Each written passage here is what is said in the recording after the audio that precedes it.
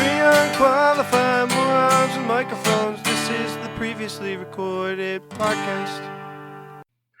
All right, welcome back to Previously Recorded. I am your host, RP, as always. And today, we're back remotely. It's been a couple of weeks since we dropped a podcast. We've just been busy, a lot going on in our lives, a lot of changing times, a lot of scary times, a lot of horny times, and everybody's just busy. So today, joining me as always is Bob. Bob, welcome back. For the record, I'm not busy at all, but everybody else seems to be. Mainly our Shane. Just wanted the to Senate's very busy. I just want that to be known that I have very little life. Shane did apologize for not being able to record as much. He texted me today, so we're all good. He just said he's busy. And then we said, hey, it's fine, no big deal. We're just going to slowly replace you with Marvel, who's here. So yeah, Marvel, the guy who has been on this podcast as a guest the most. Basically, you're an honorary fourth chair. He's been our quarantine go-to, for sure. He has been. He's a lot of fun. He's texted me with tons and tons and tons of ideas every day. It's like he doesn't have anything else to do, but he's a huge fan, and we love him. Welcome back, buddy. Hey, how are you? Hey, doing well. Second time, long time. This is like your sixth time, I think. Yeah. I think it's fourth, right? I think. So we didn't bring him back for Indiana Jones and the Temple of the Crystal Skull like we promised. One was a long. I had a lot to talk about in that one. Give us your. Hey, we're here. We're here now. You put me on the spot now. I know I texted Bob at one point. It was something with glasses.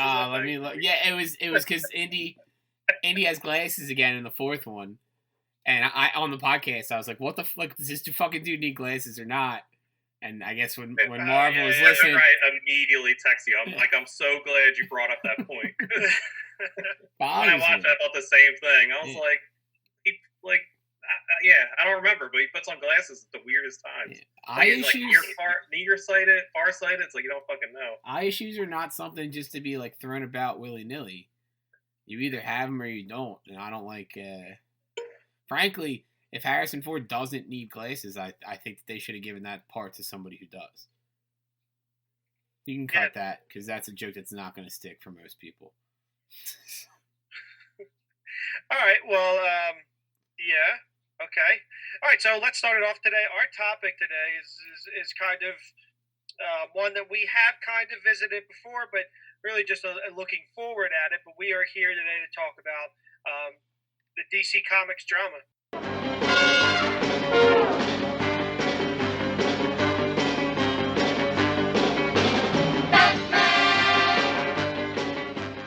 But before we get to that, let's just talk about what's been going on. So one of the big things in my area of things that I enjoy thoroughly is Disney World. And recently they've come out and announced a transition of a ride that Marvel is his favorite ride in Disney World, Splash Mountain.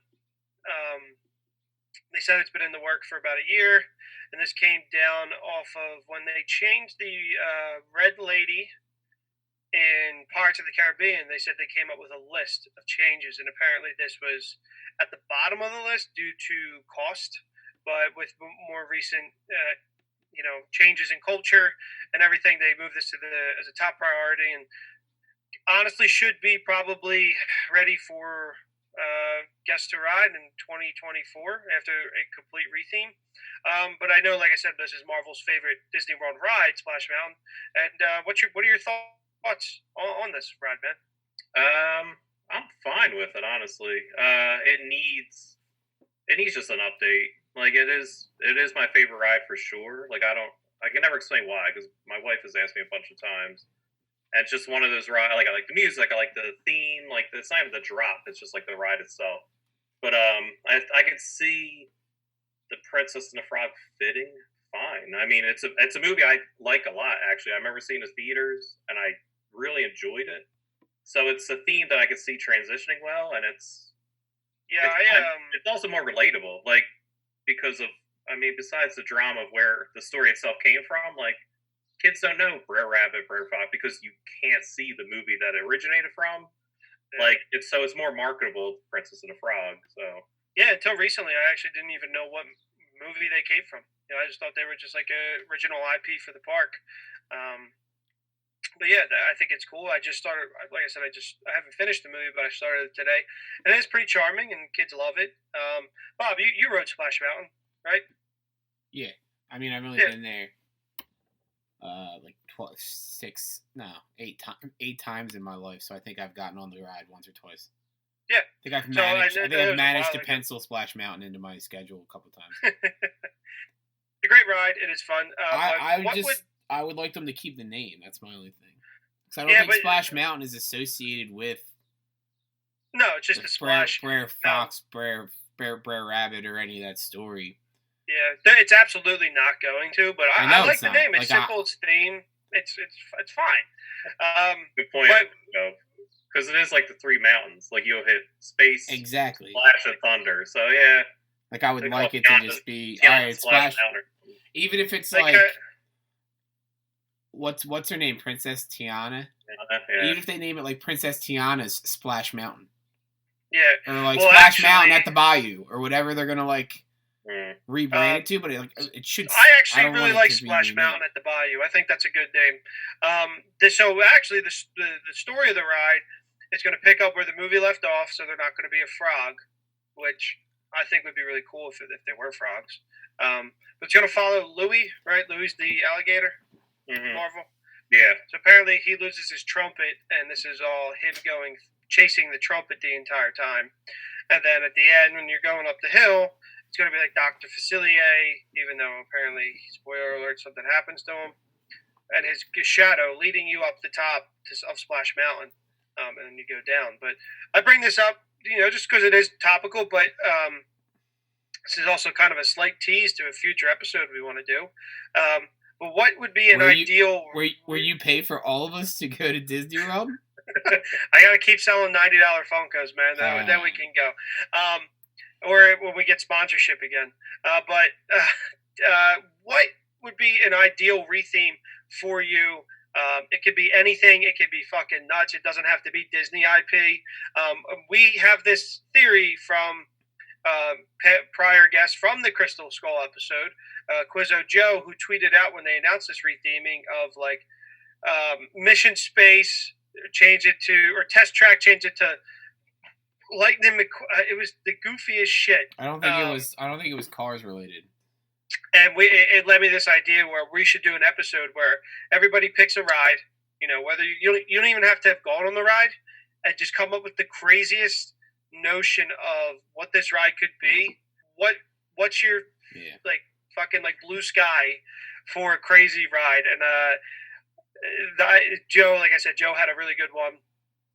I'm looking Joe's up now. So I'm not going to get too crazy here, but one of the ideas we might that have would be a passed around. 17-minute podcast on this at some point. A what?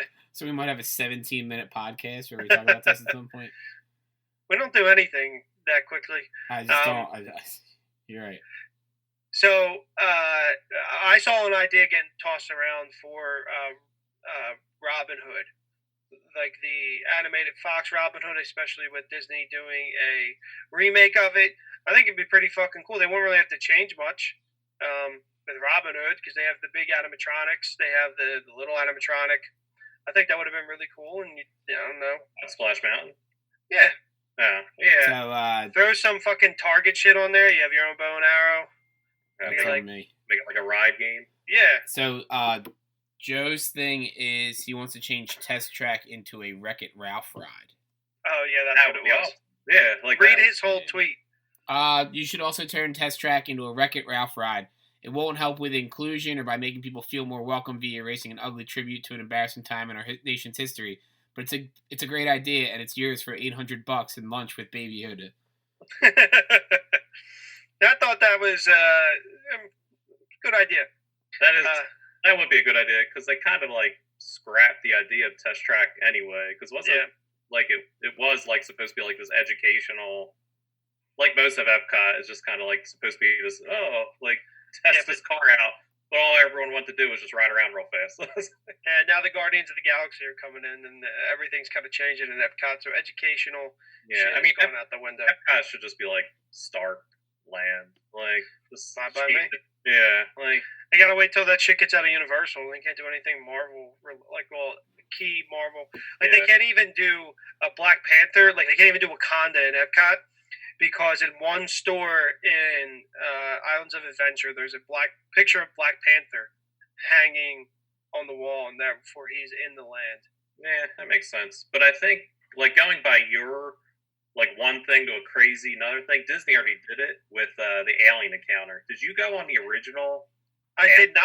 Yeah, it was terrifying. It was every time when I was younger, when we would go, when it was like because I would go with my family, and I'm the youngest, and people would want to go on, and I would freak the fuck out because it was it was so out of place for Disney. Like it's bizarre. Like how fucking scary that dude. It was like it fit in Universal. It was like they plopped a Universal ride in the middle of Tomorrowland. It made no sense. Like you'd be walking around, you go across the bridge from the castle, and you're like, oh shit! Like there's the Tomorrowland, the Space Mountain, all this recognizable stuff, and it's like alien encounter, and the sign wasn't even like that ominous. Like it wasn't even like, yo, this ride's a little crazy. Like don't go on. You went in, and you're like, oh cool. Like you're in a normal queue, and then there's like a pre-show with an alien, right? Yeah, there's a pre-show with this cute little alien. And you're like, oh, this is fun, great. They strap you in, you're sitting in a chair.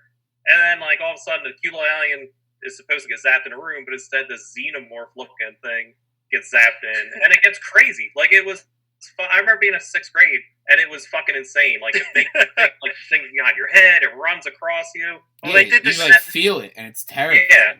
So they did that same exact. They said it's too scary, so they replaced it with Stitch, and it was still pretty scary. Like I remember being freaked out, and the burp smell, and But that's why that land is not like a xenomorph instead. Like Stitch is like cute. Like so they took this crazy thing and like changed it so it works. But it's still like, and that's gone now. It's gone now. Is it really? Stitch is completely gone? It's just a Stitch meet and greet now. Oh Jesus. Yeah, there's like a part of me that like I haven't been to Disney in 13 years, I guess. Yeah, it's been like almost 10 for me. Or it might be 12, 13 for me. So 13 years. And there's a part of me that like wants to go back and be able to like relive some of the things that I did before. And it seems like that's not going to be a possibility like 10 years from now. Like everything's just going to be something that didn't exist prior. Not even 3 years from now. Tiki Room's going to be gone. Which I've never done the Tiki Room. Which No, it's still there. The Tiki Room's there. I've never done it like just because there's never a line, and then we just never. As I've gotten older, I've gotten more into like the lore of the theme park, like everything about the theme park, the cool little things, and now I want to do Enchanted Tiki Room. But like before, I was like, fuck that. Let's go to Pirates of the Caribbean, Splash Mountain. Yeah. But so like now, imagine you have kids and you take them in 6 years, 7 years when they're like old enough to be able to like enjoy everything that's happening, and you're like, oh, this is space rockets because Space Mountain isn't Space Mountain anymore. Like you know what I mean? It's not even like you can be like, oh, I went on this when I was your age. Like you can't even have that because they just like need to update everything. You gotta keep people coming back. I know, have no problem with updates though. Like there are. I just don't like them excessively, and I don't like they have enough land. You could easily have Tower of Terror and the Guardians ride at the same time. I'm not saying like completely retheme something, but like how bad Jack Sparrow took Pirates of the Caribbean. That's fine. Yeah, because cool. the entire ride's the same. Yeah. So like if you change if they change Splash Mountain, even if they rename it, you could still say like I went on this when I was a kid. Yeah, and even like and they updated big time. I remember from a kid to like. The track's still the same, though. Yeah. They just update parts of it, make it a little bit better with the technology. They live on their phones. Like, it's just I know. a robot. Like, you can't see me on the podcast, but that's moving like a... Yeah, but here's the thing. Like, those kids that live on their phones, they don't fucking want to go to the park anyway because they're just going to stand there on their phone. Yeah, a lot of stuff will change. A lot of stuff will just get modified. But they're also doing cool shit. Like, they're bringing in the new Tron coaster from... Tokyo, I think, or Hong Kong. That thing's gonna be fucking sweet. So I can't wait to go Where are back. they putting that? Odd IP though. Like, What'd you say, Bob? So where are they putting that? Right behind Space Mountain in Tomorrowland. What's there now? Nothing. See, It was open land. You see how easy that was? Yeah. Like that's what I sometimes mean. It's not like they're scrapped. They're strapped for. If it's Disneyland, it's different. But Disney World, they have this massive property. Mm-hmm. Yeah. All right. Well, as we digress, I think we should continue to move along. Save Disney for another one. Yeah, like my next thing was just: do we still think Black Widow is going to come out before we get to DC? We always have to do a fair share of Marvel. Is Black Widow still going to come out in November? No. I want to say yeah. I'm dying to get back to theaters. Because the Tenet's apparently still coming out. August 7th or right? something like that. So if that comes out, and I think the amount of money that budget is for like something that is completely original is absolutely ridiculous. Let me look up the budget real fast. But that comes out and it happens to bomb because people don't want to go to the movies. They're not going to take the chance on having something else bomb. So they're going to wait. I think that might somewhat bomb. Oh. Because it's very, not from people, I think from interest. Because everybody, I mean, it's probably going to do is have the same business that Inception did. Because every trailer I've seen, I have no idea what the fuck is going on. Yeah, but you want to see it. So I'm not jonesing to see it. The budget for Tenet, I am. Like, I really want to see it. But, like, I don't think there's a Christopher Nolan movie that I don't like. Yeah, that's very true. Yes. I wasn't big on Dunkirk. I really wasn't. I didn't see Dunkirk in theaters, but I liked it when I saw it. But so I couldn't fucking hear what they were saying. The budget for this, which is just a Christopher Nolan idea based on nothing else prior, is $200 to $225 million plus marketing. That's Nolan, though. That's what he gets. But what I'm saying is, like, it's when not. Blow up a real airplane.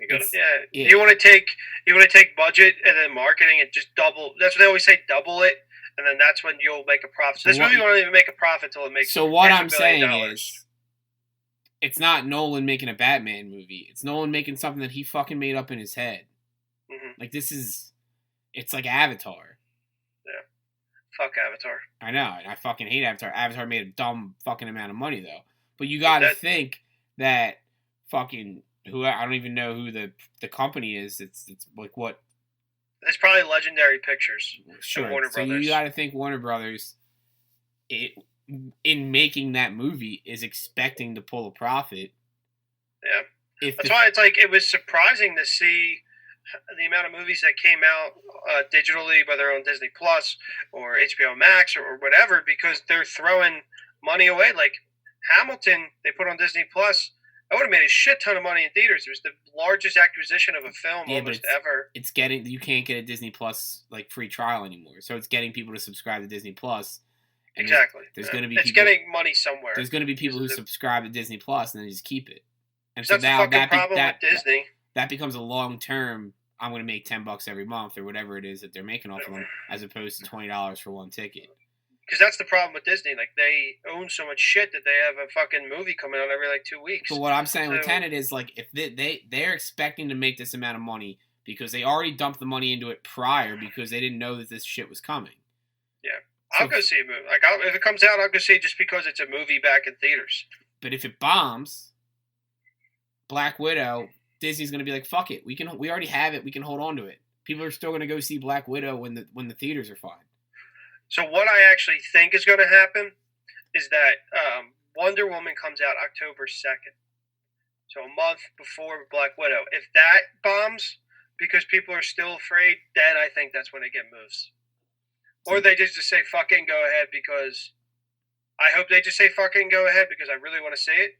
But also I really want to see the Eternals coming out in February. I'm so interested in that. That one's supposed to come out in February? It was supposed to come out in November. They filmed it very quickly and everything, so I'm curious about it. But I don't want the last movie I seen in theaters to be Rise of Skywalker. Like I can't have that. I think the last movie I saw in theaters was Sonic. I'm trying to think. That's Mine better than what I saw. might be Rise of Skywalker. Yeah, we can't have that. I want to tell my kid that before theaters went bust, I saw Rise of Skywalker. can't The imagine- last movie I saw in theaters was Onward. I didn't see And I Onward in theaters. I really can't imagine I enjoyed it. didn't go to a movie in all of January or February though. We didn't go together. That's how you know. That's how you know. I didn't see Rise of Skywalker with you. No, I know. I had a game that night. I went and saw that shit by myself. Birds of Prey. You saw Birds of Prey. Okay, there it is. Boom. February. It's a great segue into our topic for today, which is DC Comics, the movies, the drama, everything that's going on in the world of DC. Guys, before we get into this, I want it to be known that I have no fucking idea what I'm talking about today. Let's talk about that. Are you familiar with any of the news that's been going on with DC? No. Well, lucky for you, DC also has no idea what the fuck they're doing. Okay, so you just fill me in and I'll give my take on it. All right. So one of the first things I thought we would kind of start off with was that the potential of DC Comics actually completely shutting down. They were going to stop production of comic books, stop releasing issues, and maybe sell Batman and Superman and Wonder Woman. I wasn't really sure. Marvel knows a little bit more about that. There was a rumor, this is months ago, there was a rumor that Marvel, not our genuinely handsome co-host, but the gigantic comic company, was going to buy out DC Comics. Which is nonsense. Which would be crazy, because it's just, that's like a monopoly, basically, at that point. But then I haven't seen anything in that regard since. So I know for a fact they did get rid of their like chief editor or whatever the title is. That's the person that runs DC Comics. Did Jim Lee leave too? I do not know if Jim Lee did. I forget. It was right at the beginning of quarantine. So it's it was the bald dude. Ago, but also like last week. So. But I know who was it. Who was the guy that they fired? Didn't he? Yeah, the bald dude. Jim Lee might be the chief creative officer now. Jim Lee got the promotion. Jim Lee knows what he's doing. I trust him. Yeah, it's I like don't really read DC Comics Dan anymore. DiDio was the guy who was in charge. DiDio, there it is. Yeah. So he. But I think. Sorry. So what they wanted to do was they wanted to have this big reboot again. Which, if you're a comic book reader, DC's rebooted, I don't know, 4 or 5. They've rebooted easily 4 times in the last 7 years. And they've also... New 52 and Rebirth. Convergence. Convergence. They've had 16, universe-shaking crossover events happen in that same span. Always a crisis. Always a crisis, So he wanted to do another one. So they did this Rebirth thing. At this point, what was that, 4 years ago? 3 years ago? Yeah, it was when they were going to start doing the Watchmen thing. Batman's on issue 94, I think. So give or take 3 years time ago. came to start. So whatever, it's twice a month. So do the math on that, whatever that is. So 24 a year. Yeah. 48, and then... So 4 years? 70. It's Yeah, a little bit over 4 years. It was 4 years or whatever. A little bit over 3 years. So he wanted to do another one, and in the new one, he wanted to change characters. So he wanted to make, Batman is no longer Bruce Wayne. Batman is John Gallagher, Irish kid from Queens. From Cleveland. You know what I mean? He just wanted to shift it all up, but it was also going to be changing races, changing genders, changing all that stuff. So Wonder Woman, I don't even know if Wonder Woman would exist in this. It might have been Wonder Man, or you know what I mean? He wanted to just completely just change everything, and they were we're not doing that. I would have been fine with how they kind of did with Cap, where Sam Wilson took over. Yeah, you do it in spurts, but what they've done before with Batman, where Dick's taken over. That sounds so dumb. You build a character, that they can take the mantle at some point. He just wanted. They tried to do that with who's the guy who was the yellow. He was Patrol. Was his name? I forget his name in the comics, but his name was Patrol. But yeah, so you don't just you build a character, and if he had taken the mantle at some point, it would have made sense because he had been like getting brought up under Bruce Wayne and under Batman. The character's name was Duke something. Yeah, it was. I just don't remember his last name. His parents were affected when Joker took over. Like they went crazy.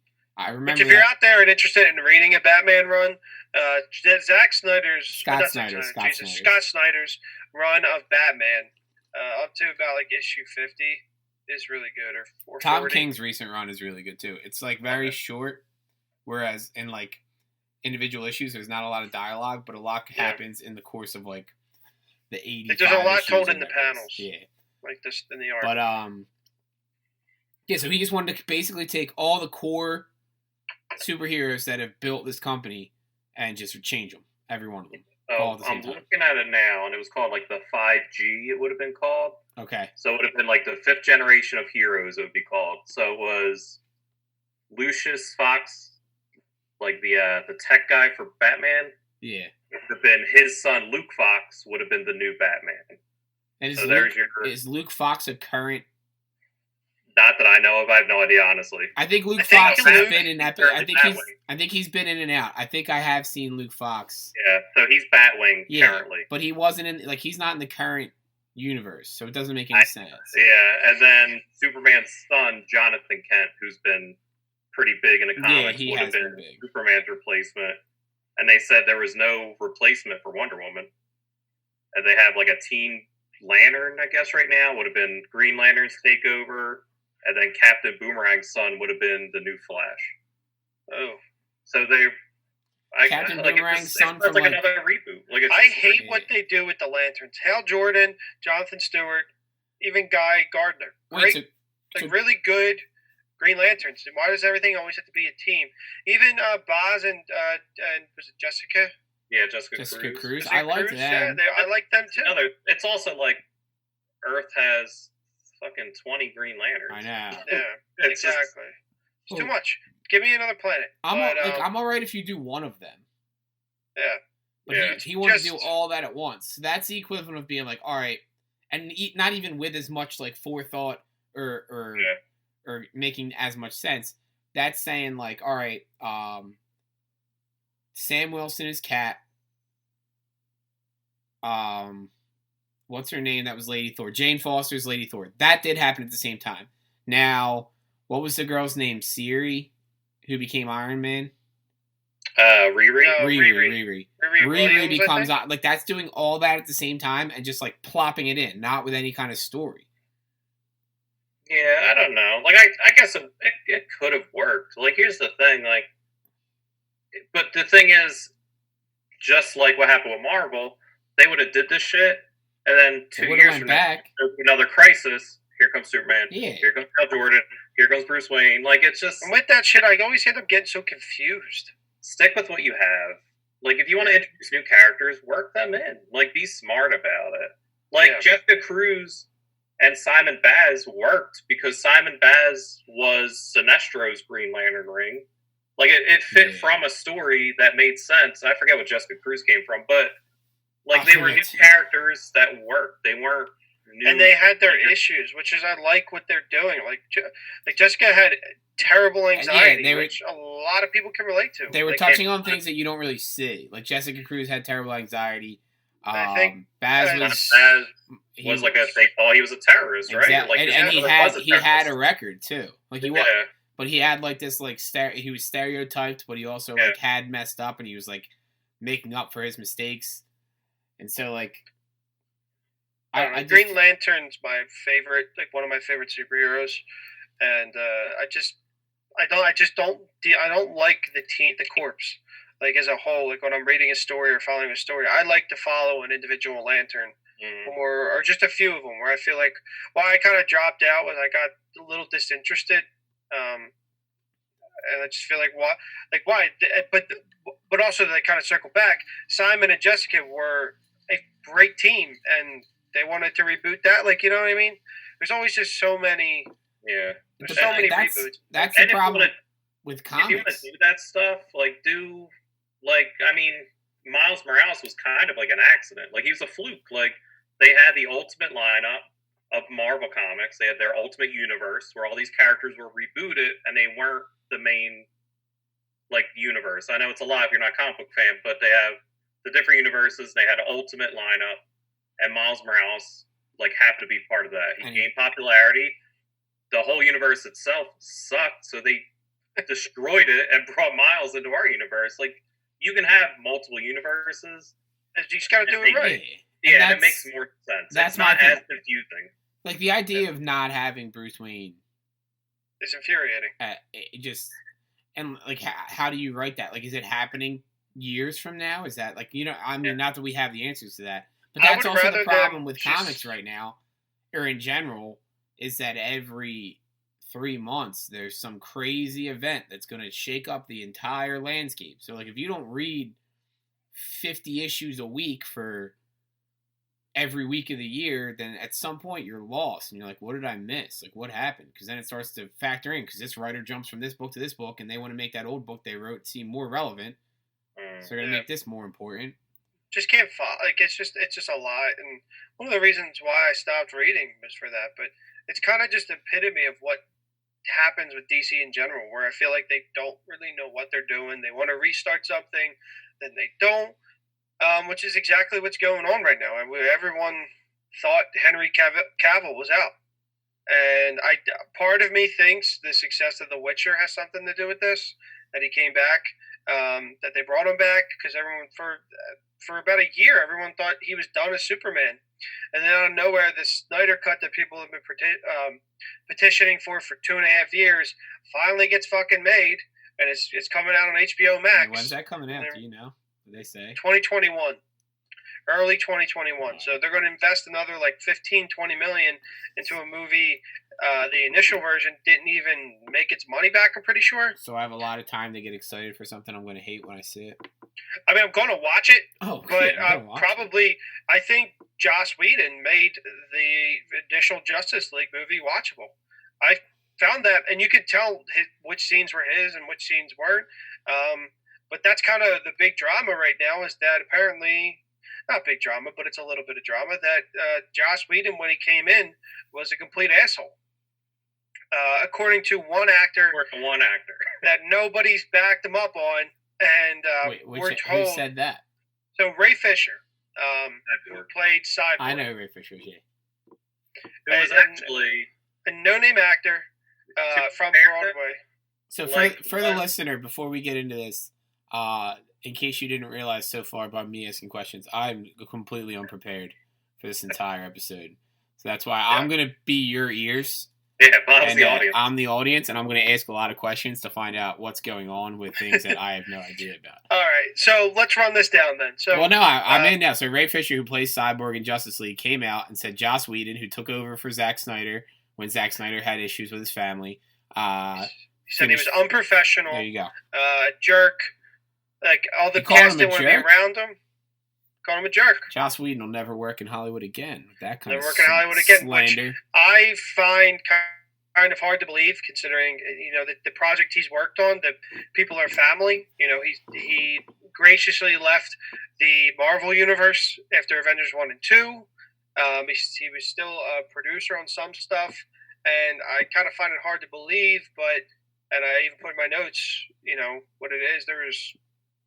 I just find it really hard to believe that he was that. I even had a friend that came out and said, he did say, so I don't even know why he fucking said it, but he said, I wasn't there, but I know Joss, this isn't how he is.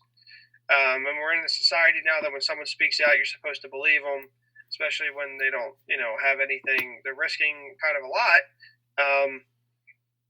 But I just wanted to know kind of your thoughts on everything that's going on, from Snyder Cut to the fucking Ayer Cut of Suicide Squad. There's so much stupid shit going on. For the listeners, because I'm obviously super up to par on this, what is the Ayer Cut? So the Ayer Cut is David Ayer. I think it's actually pronounced Ayer. David Ayer was the director of Suicide Squad, and he's recently been vocal on Twitter after Snyder got his approval that some of the cuts in his movie, and he also did openly admit that he should have made the Joker the main villain, even though that's the worst Joker I've ever seen. that there's like a scene where all the crocodile, Killer Croc, all he wants is BET in his room, and he said that was a studio note. That wasn't his joke or anything like that. And he said that there's a cut of his movie that exists that he claims is better. So that movie sucks. Do you think that all like this Snyder cut, the Ayer or however you say his name cut? Do you think that that's just DC Studios being like, yeah, we have to get some publicity. We already have these films made. It's not going to be that much money in the grand scheme of things to go back and revamp them. And we need content for HBO Max.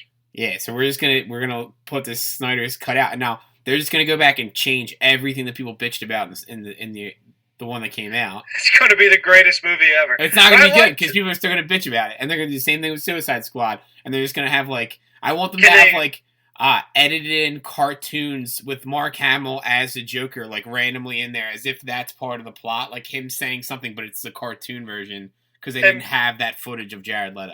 And briefly, before we get into this, I just want to say briefly, because then we can get into this. Kind of like the problematic things is that, with Birds of Prey, DC kind of washed Suicide Squad away. If Batman vs. Superman didn't work, Suicide Squad was their backup as the leader, and then they did Birds of Prey with their whole 5-minute opening scene. They erased everything that happened and have already rebooted the series. It's crazy, but let's get into this a little bit, Marvel. You've been kind of quiet. I know you probably have some stuff to say. I think the biggest thing I need to say is if you look at, I don't even know his name, Cyborg's IMDb, he has nothing coming up. Ray Fisher. Even Flash or anything that he's rumored to be in has nothing.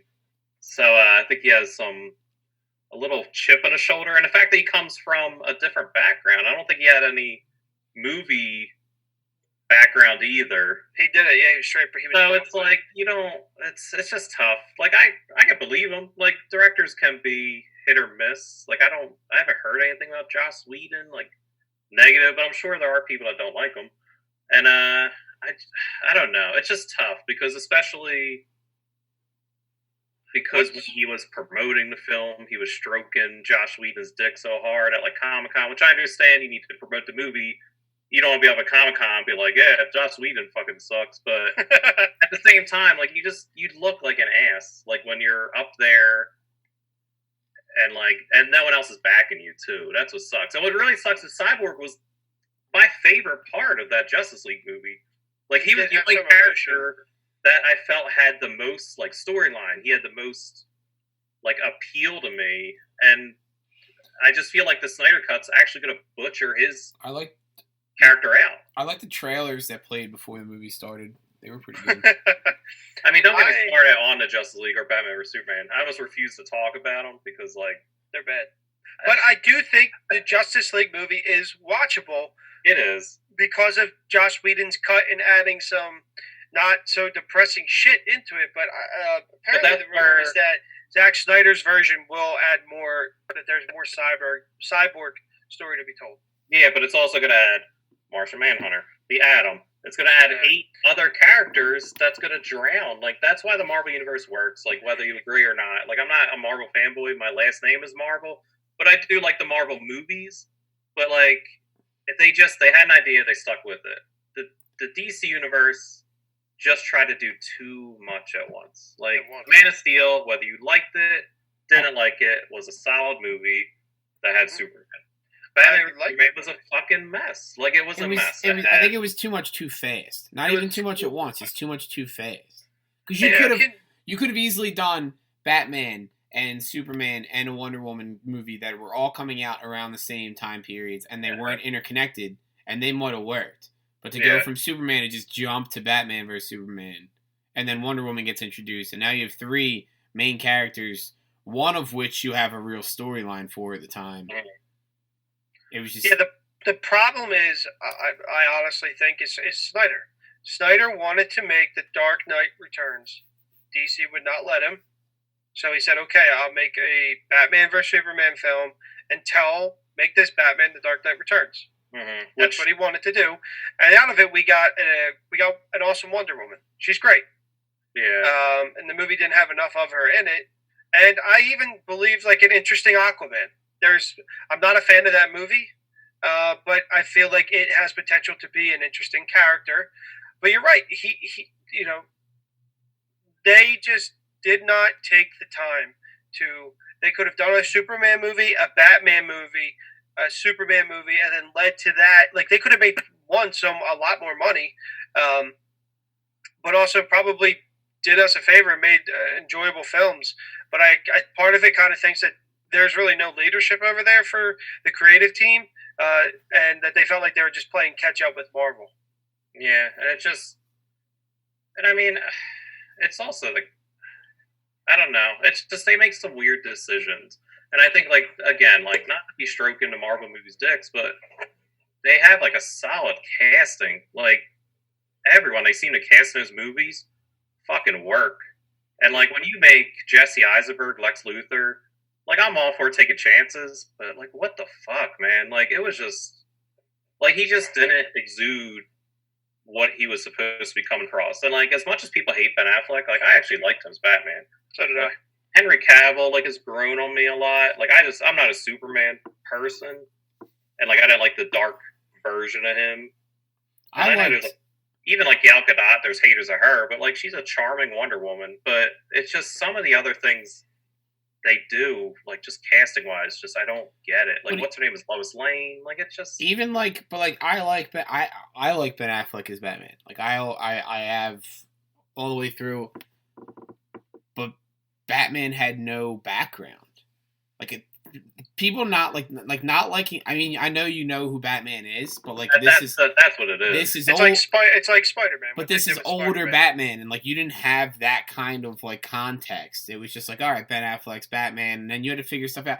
I feel like DC relies on people to already know material more than Marvel. Like what they could have done. Oh, sorry, Marvel. Sorry, I think that's Snyder.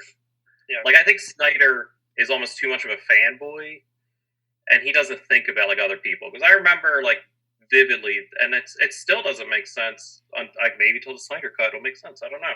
Where Flash comes through. We are holding all judgment until the Snyder cut. Future Marvel will cut in the future and cut back on this episode. The Snyder cut. Yeah. With the scene with like the Flash coming to Batman, like, and he looked all dystopian, and even like the dream itself. Like, I know Darkseid's supposed to be a bad guy, which again, they have to introduce a whole new fucking bad guy into this movie where Thanos took almost 24 movies before he was like a real threat. Like, but I don't know. I got sidetracked. What am I bitching about now? I don't know. I just want to. You were saying that like the casting didn't always make sense. Like Lois Lane was Amy Adams. I was just talking about Snyder expecting people to know shit. Yeah, like it's just I had an example besides the Flash one where he comes like a perfect example in Batman vs Superman. You see the Robin suit with the ha ha ha. Yeah, that would have been a great starting point. You could have had a Joker and the Robin, and just start off, and that's the story. You tell them, because people know who Batman and Robin are, they know who the Joker is, and then that can explain to why our Batman is the way he is, and then that can lead into why he feels threat, why he thinks Superman's a threat, why he's the way that he is. He's more Batman, just more, and it would have been great because that's a quick scene in the movie that everyone was so interested to see, and I can't see fucking Jared Leto's Joker killing Robin. RP, that's I'm having a brain fart. What did they do with that Robin costume? Like that background?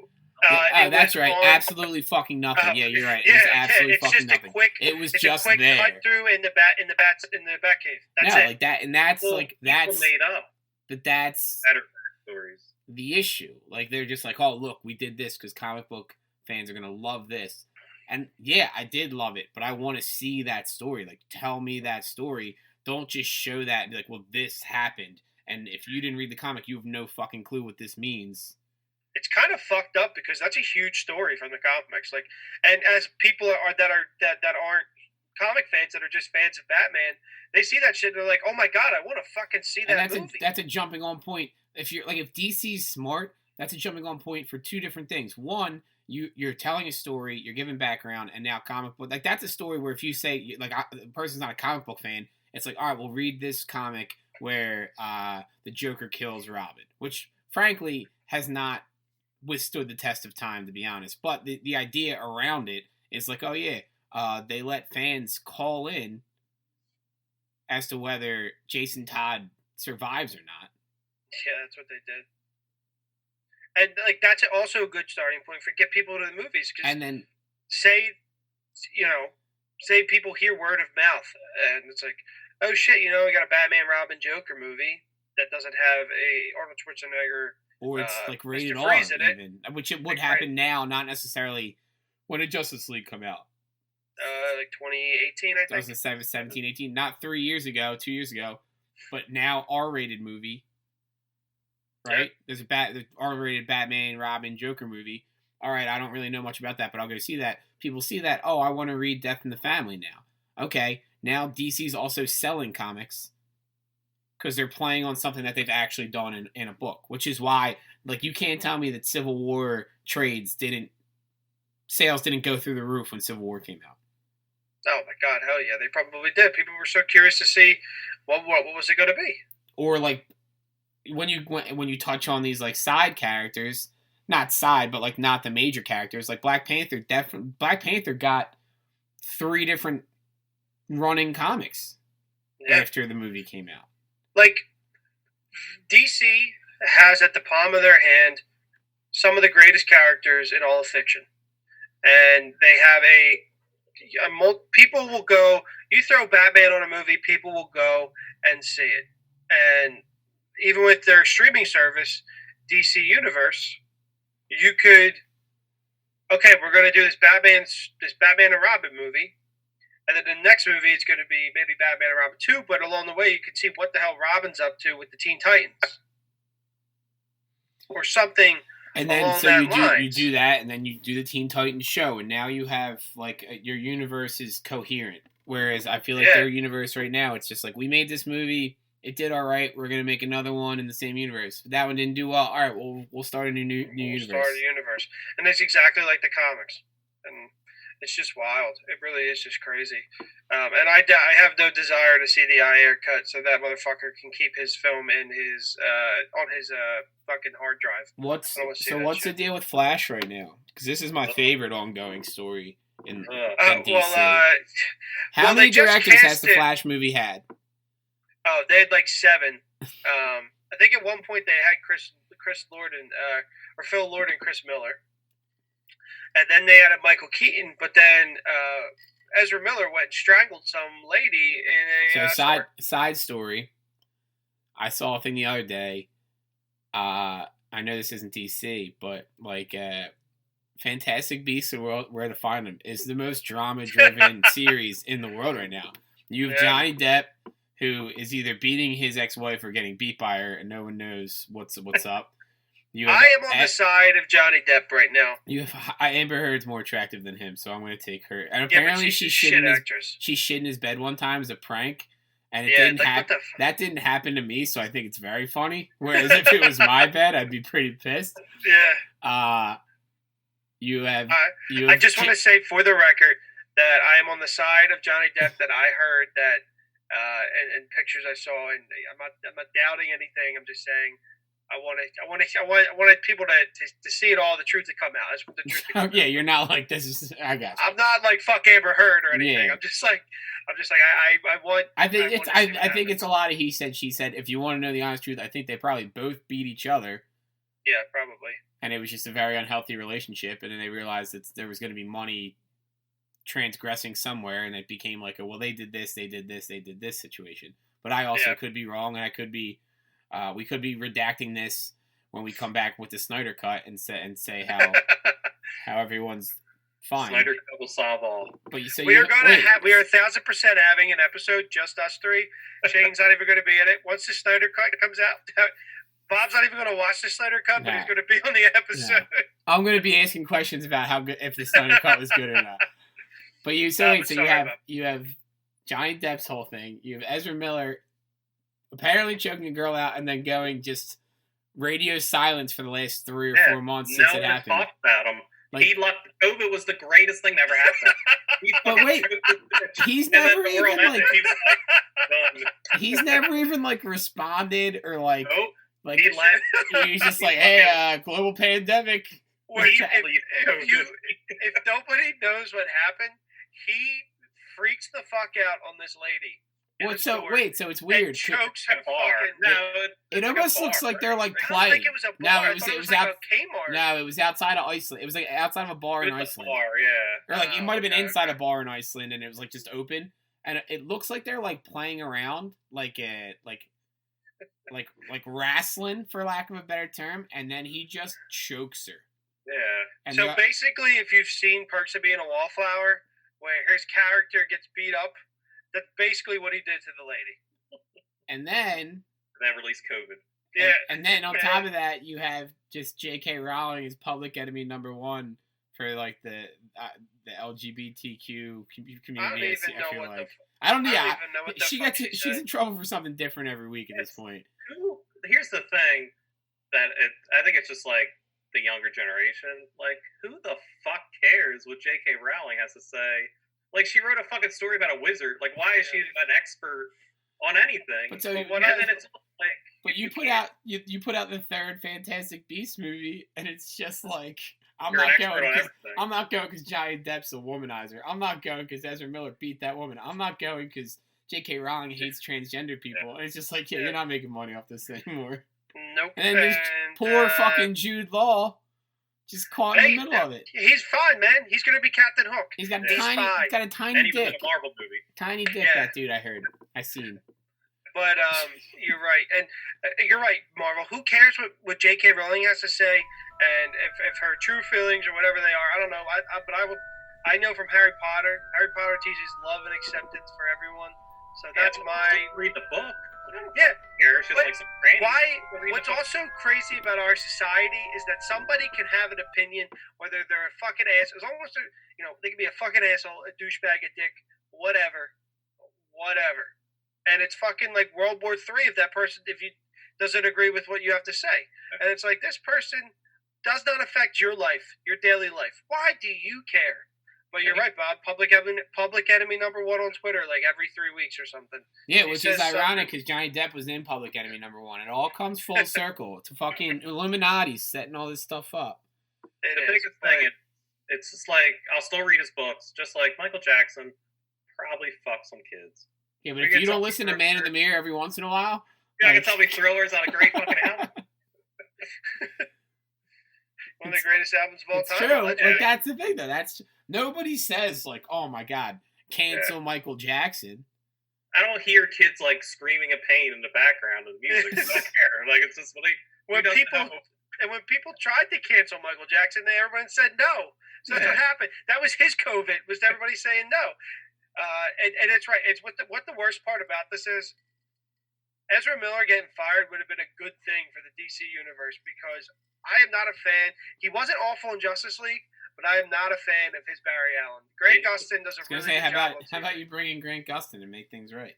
They added him to the TV. He was on the TV show, which I was so stopped fucking. watching it. It was just the TV shows are too many episodes. That's another. Which if you want to which get into they another also- DC issue, the DC TV shows did the same thing. They rebooted everything, and even the movies are part of their universe because they showed Oa, which will probably connect to the HBO Max Green Lantern show that's being produced by Greg Berlanti. Dude, we need like a 4-hour podcast on just what the fuck is going on with DC and everything. The DC TV shows, it's so much shit. it's very simple. What the problem with the DC TV shows is that they're 23 episodes on television.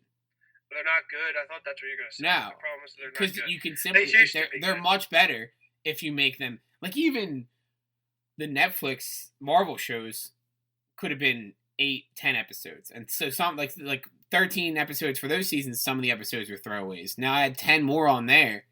Like you cut those down, you put them on HBO Max. You do a Flash show that's 10 episodes. You do a Green Lantern show that's 10 episodes. It's probably going to be all right. Well, that being said, Doom Patrol is like 10 episodes. I think it's only 8 episodes this season. No, the first season was 15. Was it that long? Well, Yeah, it was fantastic. So I have Is that what not you did? watched. I have HBO Max. I plan on starting at some point. I got to finish The Sopranos first, so Yeah. hopefully by 2026 I'll be done The Sopranos. I'm So at like an episode a week. I wanted to start Doom Patrol because Brendan Fraser was on the Scrubs podcast and he was talking about it, and I said, I fucking love this man and I want to support what he's in. And so Doom Patrol is on HBO Max. my list. High regards for Marvel. Friend of the podcast, Kenny, also is a big fan of the show. There's other people who liked Doom Patrol when it came out. I just don't remember who it was. Yeah, and I feel like that watched... show, from what I've heard, has a good combination of what makes Marvel good and what makes DC good. Have you watched Teen Titans? Or Titans, I guess it was just called? Marvel? I watched first 6 and I couldn't even get through it. Like I don't know why. I don't know why it doesn't work. Like, and I can't put my finger on it. Like, I know why I don't like the CW shows is because they're very angsty. And drama, and that's fine. That's CW. Like that's what it's built for. Like I love Supernatural. I fucking watch all 80 seasons if they made 80 seasons. Like that show works for me. I think they're at 29 right now. Right? Yeah. But like Titans didn't grab me. What else did they try? Swamp Thing. I haven't tried Stargirl yet. I'm curious. Ken loves Swamp Thing, and then like 2 episodes in, they announced that they weren't making another season because they didn't film. They didn't film in Georgia like everybody else fucking does in the world. Films in Georgia because they have like really cheap taxes. I think. Like I don't know the exact.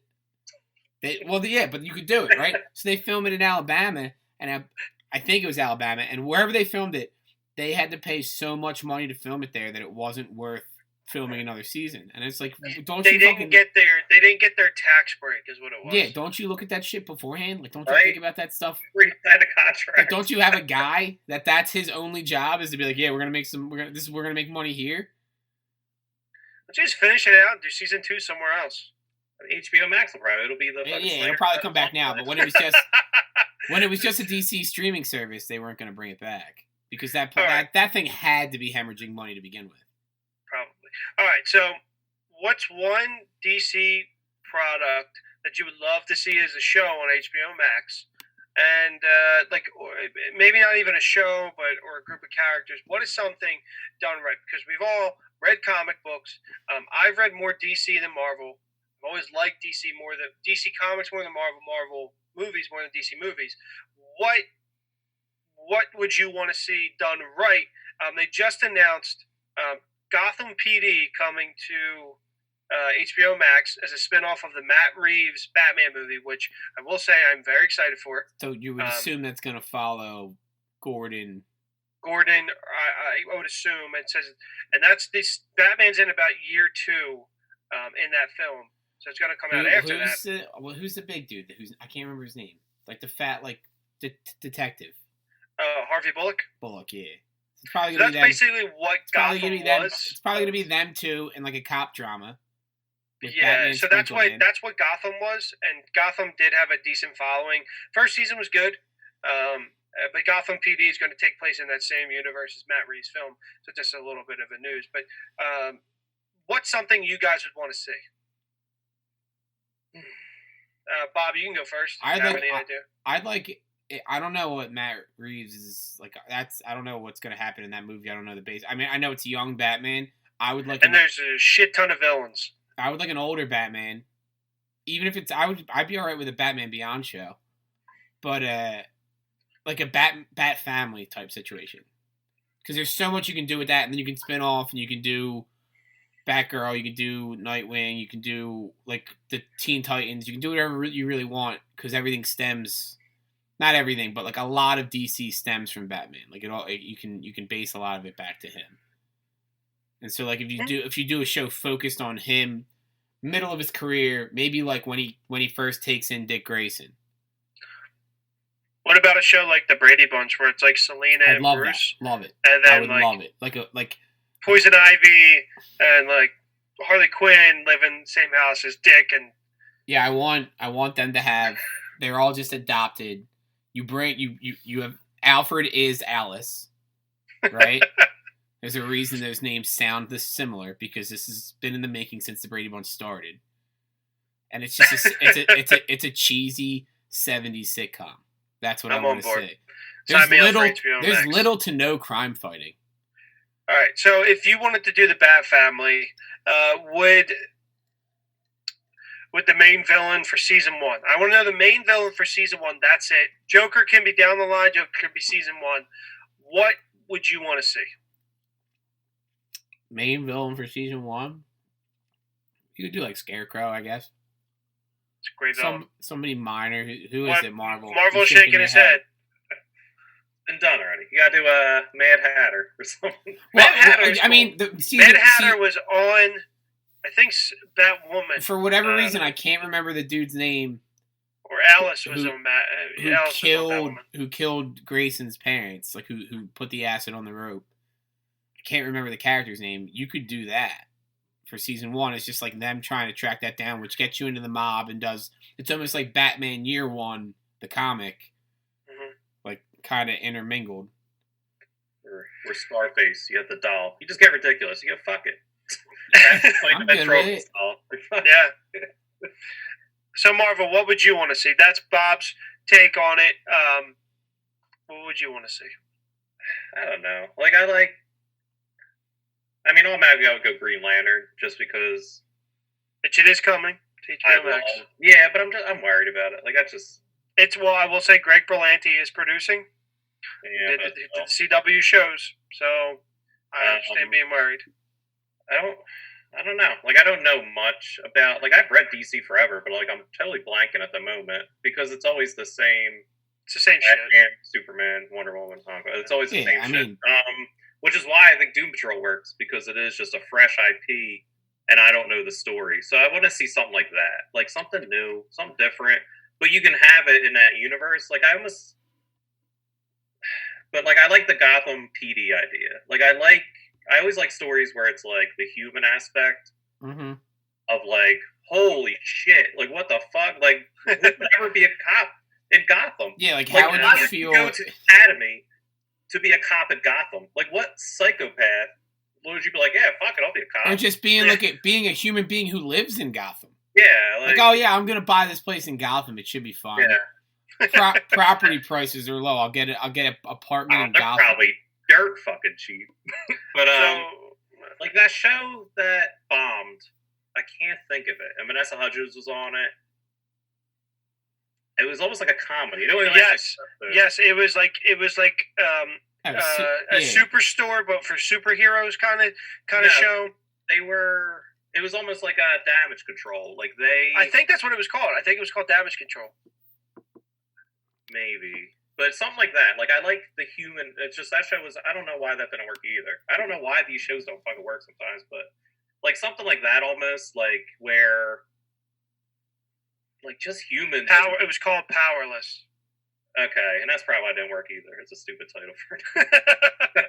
But stuff like that. I like that kind of stuff. But grounded. That was trying to be a little too goofy because it had Bruce Wayne's cousin and shit sharing his Netflix. It was just.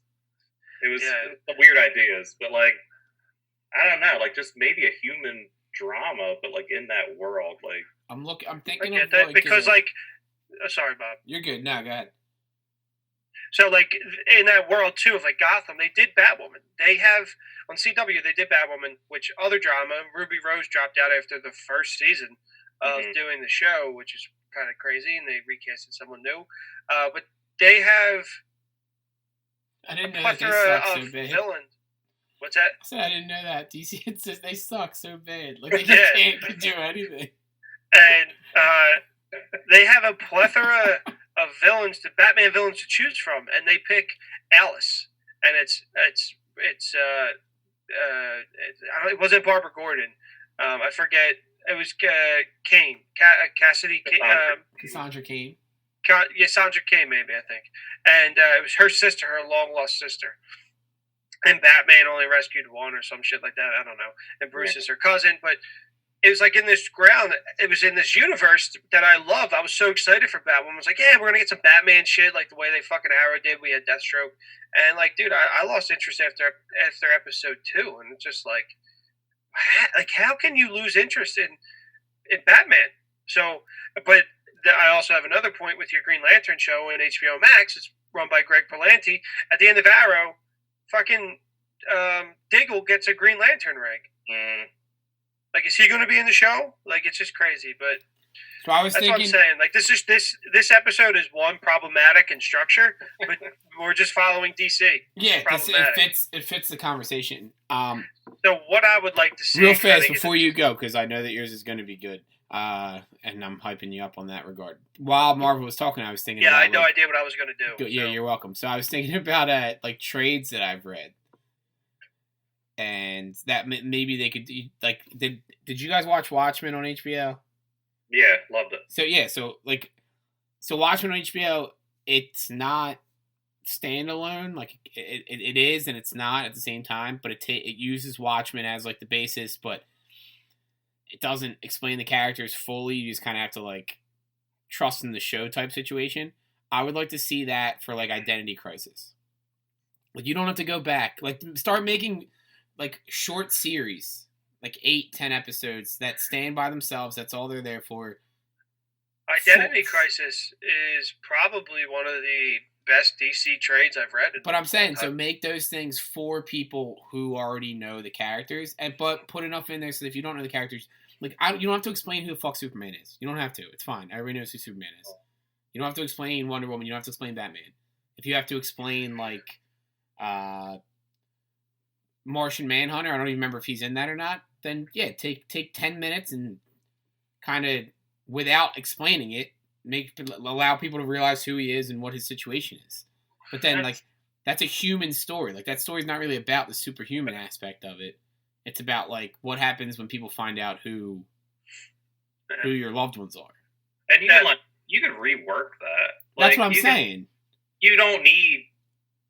Like, is that the one where Deathstroke like takes down the whole in like a second? Like, you don't need that stuff. No, like, Identity Crisis? Yeah, does it? No, that's when the Atom's wife dies. No, at one point Deathstroke does. There's like a fight with Deathstroke, and he has everybody's like Achilles heel pinpointed. Yeah, like he takes them all out in like a minute. Where it's like you don't need that stuff. Like you don't need to have the Batman and Superman. You could just have Elongated Man and have them in that world again, where he's hanging out at the Watchtower. Yeah. And there's Batman in the background, Superman. Like, they don't need to be a part of his adventure. Like, that's something, like, I would like to see. And that's a great story. And that's a terribly flawed, like, human story, especially what happens to his wife. That's what I'm saying. Like, that's a good story that I'd watch. And you don't have to be a superhero fan to watch that. Yeah. It's just set in this. It's a drama. I think the Flash TV show was maybe heading for that because they had Plastic Man, and then again he got fired. So Marvel's leaving. He gonna take his pregnant wife out of the tub. He didn't want us to talk about it. But we knew. He doesn't listen to the podcast. It's fine. He knew we were going to. Yeah. So anyway, Ralph Dibny, the guy who played Ralph Dibny, got fired. But they just introduced his girlfriend. What did he get fired for? I forget. Prior tweets saying something about Al Sharpton or something. Younger. I don't know. So both of them have left me, so I'm just going to talk about what has happened. I'm right here. I'm looking at my other trades. So the Flash was probably heading that way with Identity Crisis, potentially telling that story because the Ray Palmer still exists, the Atom, and then Ralph Dibny's there. So that's what could have happened. All right, so RP, so I was looking at more trades to see if there was anything that and there's some things that you could work in, and we can talk about that in a second. What do you want to say? What I would like to see is I didn't really think too much of it, but what I would like to see would probably be Themyscira and Diana on Themyscira, because aside from Green Lantern and Flash, I love Wonder Woman, and I think you could tell an interesting story. It could actually get potentially boring or repetitive after a while, but you're not telling Diana's story, you're telling somebody like Diana's friends or people that are seeing what's going on with Diana on Themyscira and how they grew up and everything like that, and it could be interesting, or this could just be one episode and then they try to go write episode 2 and be like, "What the fuck are we doing? We have no idea what we're doing." It's interesting Yeah, how I mean, all of our ideas are kind of like other people looking. Yeah, because we've all even seen. if you could do Diana, you just do young Wonder Woman. I watched 8 years of Arrow, following just Arrow, and I followed the side characters, and a lot of the side characters I hated.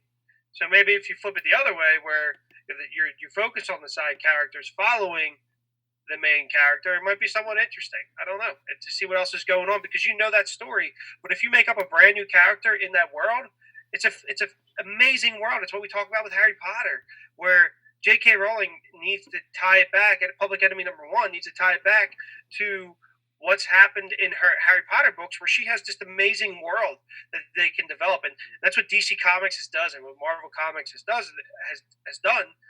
is they've made this amazing world, and they continue to play with the same characters instead of branching out. Like, honestly, Marvel took a risk with Guardians of the Galaxy, with Doctor Strange, even Ant-Man. Ant-Man has such a deep lore, and they took risk with these weirder characters to tell the story they wanted to tell. And I think at the end of the day, that's what matters is the story you want to tell. And DC with the Snyder run, and even with the David Ayer run, did not do that. They did not tell a good story. Where, CW, for what it is what it is. It's TV. But they took a really heavy topic of Crisis on Infinite Earths, and I thought they did a really good job. I'm not very familiar with the source material, but I know what happens. And they switched it in a way where the Arrow took over what happened to the Flash, and they kind of just converged all the worlds, all the universes, and things happen here, and here. And they did a really good job. And like I said, say what you will about CW, but they had a narrative in mind, and they were able to accomplish it over about 6 hours. Mm. And DC, I just can't decide. What'd you say? I said, which tells you that it only takes like 6 to 10 hours to really tell a good story. Well, the Snyder Cut, we'll do it. The Snyder Cut, it's going to be 6 hours long, so we're good. So it's going to be good. All right. I just think they don't have a vision. Quick question. They don't have the vision. Yes. Yo, well, that's Marvel. That's why. They have their similar. That's the Martian nerdiest Manhunter. joke. Marvel set me up for it. I knew what he was going for, and I just had to jump. I wanted in. One character that you could see, like a minor character on a show, who would you want to see? Like having a show, having a movie that like Guardians was like a jump. You said, who's your DC character? You want to see Beast Boy? But the problem with that is he would be great on Doom Patrol, where he was, but they wasted him for Titans. Yeah. Nobody watched. I didn't even watch Titans. I think Beast Boy is just I like him on Teen Titans Go. Like, he's funny. I enjoy him. He's just a cool character. But DC doesn't do that. Like, it's like fucking. To me, he's their epitome of like Rocket and Groot is Beast Boy. Okay. Marvel. So that's who I would kind of pick. And I've read literally almost nothing of Beast Boy. I've read some Titan stuff. Beast Boy's not big on and I've read more than you have probably as far as just older trades go. And then like aside from like Dick Grayson and like I don't consider them really minor at this point. I feel like they're like Beast Boy. They're main characters.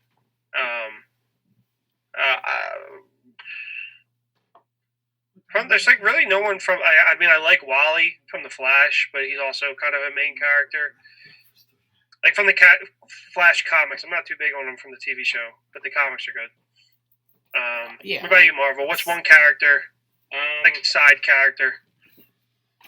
So kind of like going with like the what if that Marvel's kind of come out with. They could have like Booster Gold would be cool. Booster Gold! Oh my god, I forgot about Booster Gold. I love Booster Gold. I feel like say his name one more time, Booster Gold. Yeah, you got really excited for Booster Gold just now. Yeah, he's a cool character that they've tried on CW a couple times, and I think he's actually coming to. Have they tried him? I think he was on the original like Smallville show. Oh, okay. I think he was on Smallville. Yeah. Yeah, and I think they're trying to introduce him on the Legends of Tomorrow, which is his own clusterfuck of a show. I feel Booster You're Gold. gonna watch a weird ass fucking show. Legend of Tomorrow sucks. Booster- That's why, but now it works though because it is so weird. It's Like, so goofy. It's not trying to take itself serious. Like, Booster Gold could have like a sitcom, and it would be Yeah, like, it would Booster be Gold and Blue Beetle would be cool. So one of my favorite kind of Booster Gold stories is from Tom King's run when he had that little run. It was like 4 issues of Booster Gold, and it was with just the wedding gift. yeah, where he fucked up. Yeah, it was pretty Like funny. it was good stuff. So Batman and Selena, Bruce Wayne and Selena Kyle, Catwoman, were in Tom King's run that I mentioned earlier in the episode. Yeah. A lot of the run is the idea that they're going to marry each other. Like they've been in love forever. And they gonna get hate married. each other in this universe, right?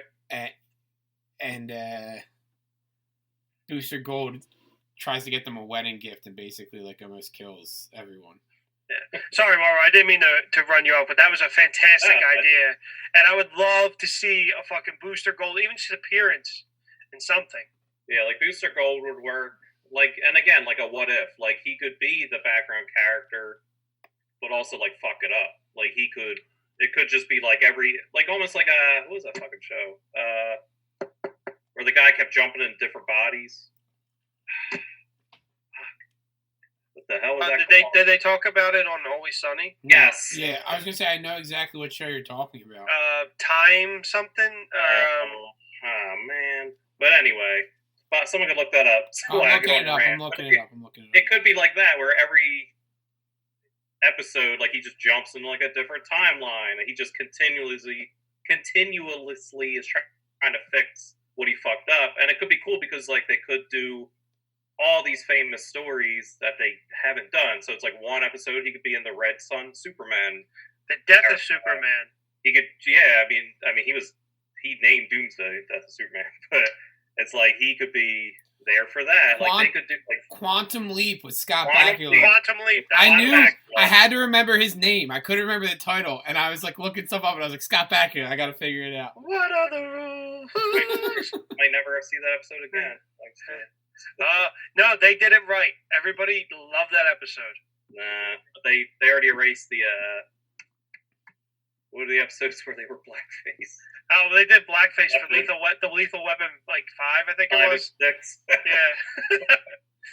But yeah, like Booster Gold could work. Ambush Bug is like another weird character that's kind of quirky that could mess with like make like a what if kind of DC show. I think these are good. What about you, Bob? I like Zatanna, but I don't know how you do it. Oh, Zatanna would be great too. Like I read, they did a really short series, which I think would work, and it would be like basically every show on Netflix right now, where it was like Zatanna as a child going to school, like to learn how to be like this magician, and she was there with like other people who had like kind of the same skills, but like I think the one guy's dad was like Rasputin, or like you know what I mean, like everybody had like their background in the fact that they actually had magical powers, and they were kind of just. But they did that. But I said, yeah, so it's every show that you've seen, but it would just be like based on that. You could do that, and then you have a bunch of teenagers, and then teenagers watch it. But Well, they did that with they also did. I don't know if you, for people out there who don't know this, they did it with Marvel too, and they called it the Strange Academy, where Doctor Strange was teaching. I read the first issue, but then COVID happened, so I don't know what happened. Yeah, so I mean, you could do that, and then, but I mean, I'd like to see her in the larger universe. I just don't know. Yeah, because she had a huge role in Identity Crisis. Identity Crisis, yeah, she's huge. Yeah. That could work with like you pair her up with Constantine, who's like a huge fan favorite. Like you get the draw from Constantine to get Matt Ryan's good Constantine. Justice League Dark. Like give me an entire series devoted to the Spectre, and then there's just full episodes that are just black because the Spectre's not doing anything at that time. Yeah, just an hour of black screen, and you have to watch and see if there's going to. I want to show. This is very meta. I want a show that's only like 10 minutes an episode, but the episodes are run for 40 minutes, and you don't know what 10 minutes are going to have plot line, and just see how dedicated people are. It's going to make millions. People just sitting around for 40 minutes, and somebody starts talking, they all look at the TV like, oh my god, it's on, and it goes away. So, I have 2 things that kind of start to wrap this up, because I think we could go for about 6 hours. Like the Snyder Cut. Yeah. One, I want to bring it back to the Snyder Cut, because like we briefly touched on the fact that they're introducing an entirely new villain when they had Steppenwolf. Like that was the first kind of tease. Saying they have Steppenwolf is also a stretch, and they had Steppenwolf is a stretch in and of itself. Which is also like the worst CGI villain They're designing Steppenwolf. Like that's one of the things they're fixing. You would have been better off just like photoshopping a Fraggle from Fraggle Rock in for Steppenwolf. I think it would have made more sense. So then another thing with the Snyder Cut is too that there's this rumor that Ryan Reynolds is going to come back to play Green Lantern in Zack Snyder's Justice League. What a crock of bullshit that is. Wait, wouldn't that have already have had to happen? So here's my thought on that. That lantern in the beginning with the mascara. Yeah.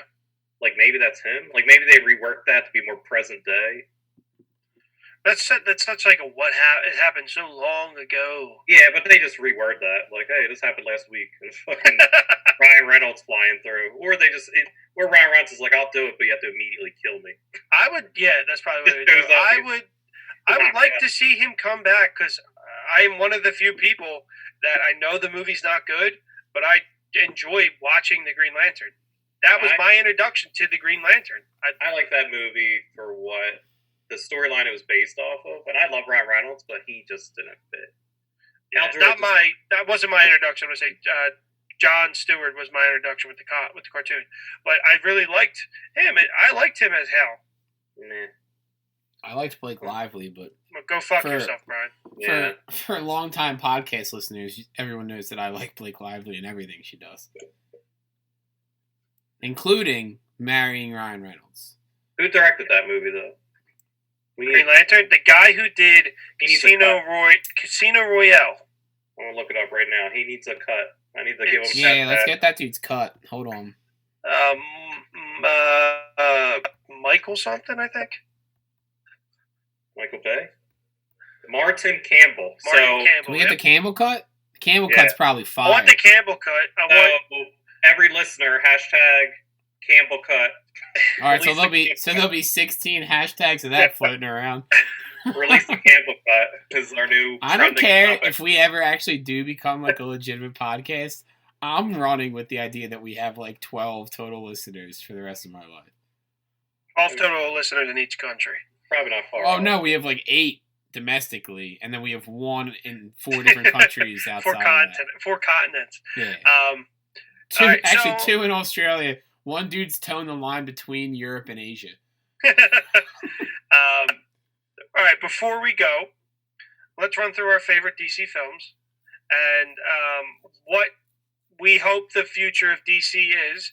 Like, for example, I think they should piggyback off of Wonder Woman and Shazam. Are we going DC Universe essentially? Or are we going anything based off of anything DC material?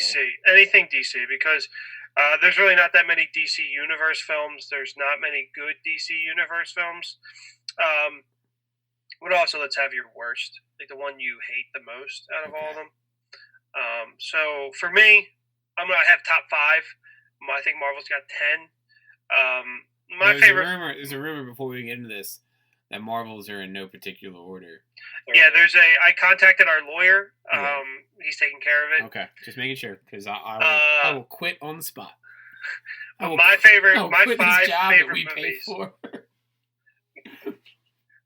My 5 favorite DC films are 5 is Shazam, 4 is Batman Forever, which to some is a surprise, but I absolutely love the Riddler, my favorite Batman villain, and I think Jim Carrey's awesome. 3 Wonder Woman, it's self-explanatory. 2 Batman Begins, and 1 Dark Knight, which I actually think Batman Begins and Dark Knight are interchangeable. All right. Yeah, very lackluster top 5. I mean, you're very lackluster movies. Go ahead, Marvel. Again, I have them in no particular order. An homage to. We're gonna censor that out. The first couple of. Yeah, can we put a beep over that? Like he's not allowed to say it. But I will go with my favorite. So my favorite of these movies that I have on here is Mask of the Phantasm, the animated Batman. Ah, yeah. Actually, just dropped on Netflix. It did. and that's just because I love the cartoon show, and then I remember watching that movie as a kid. And then I have Batman Begins, Wonder Woman, Watchmen, which is Zack Snyder. It is DC, and it's the Snyder cut. It's the Snyder cut. It's a decent movie. Well, he did try to do a Snyder cut where he intertwined the animated Black Flag thing in. Shazam, Constantine. I know a lot of people hate that movie. Never seen it. Actually. Never seen it. Really? Keanu, baby. Yeah. I mean, he's having a resurgence, so people might recheck that movie. But still not a good actor, but I love it. I support this resurgence. That's dead really John Wick, right? Is that Constantine? Dead John Wick? Yeah, basically. Constantine's not dead. But and then Tilda Swinton's in it too, and she's like an angel at the end. The ending is always what stands out to me, and it's just a cool ending. Well, RP and I haven't seen it, so tell us all about the ending, Marvel. So the whole movie, Spoiler. He tried to kill himself as like a teenager, sold his soul to get out of hell because he died and went to hell. Saw what hell looked like. It was like, nah, fuck this shit. And then so he's been like fighting demons his entire life to try to get back into heaven. So and then at the end, that's dead. That's basically dead John Wick to me, though. I know he's not dead, but like he's fighting dead things. It's not the greatest Constantine story, but at the end, it turns out, like everything, the angels are the bad guys. Like fucking every version of angels ever. And to save this girl, he goes back to hell, but to do it, he like cuts his fucking like arms. Like he goes up the river, not across the stream. Yeah. And it's just like a really cool, like intense scene. Then he goes to hell, and I don't know, I forget there's Shia LaBeouf in it. Fucking, it's a decent movie. Wait, hold on. Does Shia LaBeouf have a tattoo for it? Shia LaBeouf tattooed his entire fucking chest and stomach for this new film. I know. I saw on Twitter. I said shit to Shia LaBeouf to get a tattoo for it. I saw on Twitter the other day. It was like, I'm genuinely concerned about Shia LaBeouf. Like, what if he gets a role playing Oscar Pistorius? Is he gonna cut his legs off? He's like that. And then I got Green Lantern, The Dark Knight is probably my Green Lantern. 10th. Ryan Reynolds Green Lantern is on your top 10. Yeah, because I like the source material. Batman 1966, Adam West version, and that's a good movie. And Lego Batman. Lego Batman's good too. I didn't like Lego Batman. Really? Nah, I mean I didn't like the end. I didn't hate it, but like I liked the Lego movie, and then it was obvious that they were just like, yeah, Lego movie worked. Let's do Lego Batman. Yeah, I liked how self-deprecating it was. It wasn't great, but like I did enjoy it. It has a feel of Into the Spider-Verse for some things, like where they poke fun at themselves. Mm-hmm. But I hated the end with like where like fucking Voldemort came in and like. I like that they just tied into the universe. I think I'm a purist. That's what makes Lego movie. If I know RP, he's a purist. Yeah. I do this thing where, and RP usually escorts me. I get drunk on Thanksgiving, and then we end up at Best Buy, and movies that I haven't seen, I'll just buy the movie. Or I used to do this. Now I don't buy Blu-rays or anything anymore. And Lego Batman was one of those films where I was just like, I'm gonna like this. I'm just gonna buy it because it's like $3 on Black Friday. And I watched it, and I was like, I mean, if this wasn't $3, I'd be more upset with myself. Yeah, but it also goes to show how bad every other movie is.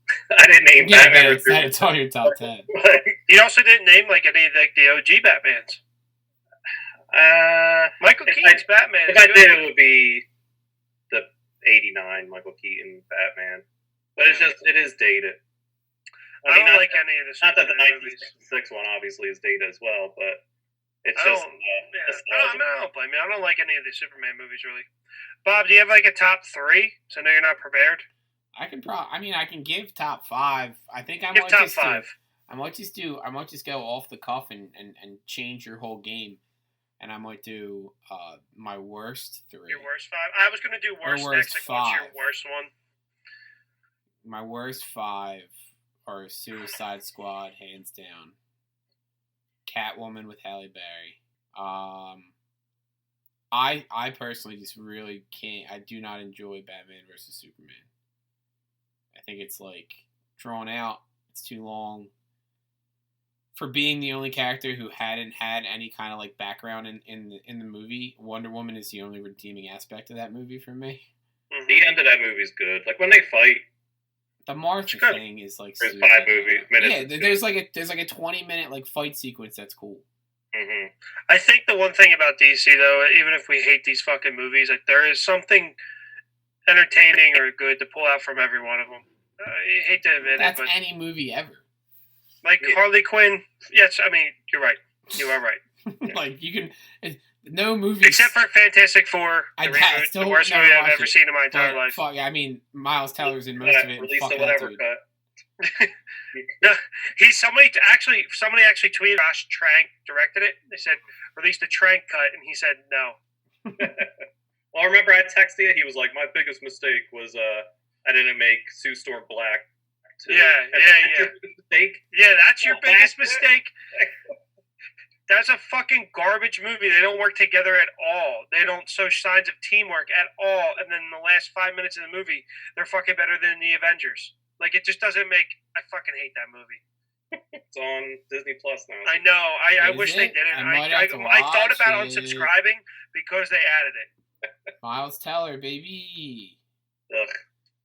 America's dipshit. All right, continue. How many did I list? 3? I think it is 4. I was a Batman, Superman, Catwoman, Suicide Squad. Suicide Squad. I want to say Birds of Prey because the entire movie's kind of based off of that girl taking a shit. Yeah, that's why Duke hates the movie. But Yeah, I had no interest. I was entertained for the majority. Like, I liked Jude Law's character. He made me laugh. No, Ewan McGregor. Said Jude Law's in a movie? Yeah, you're right. Ewan McGregor. Yeah, he was good. He was an interesting Black Mask. And what we predicted on this podcast about the movie, like what we heard the rumor was false. Yeah. It was And written then- about. I remember Frankly, you get so upset at my bachelor party when I was reading it was so... trailers. It was infuriating. When it was circled around a dick pic, Yeah, I was furious.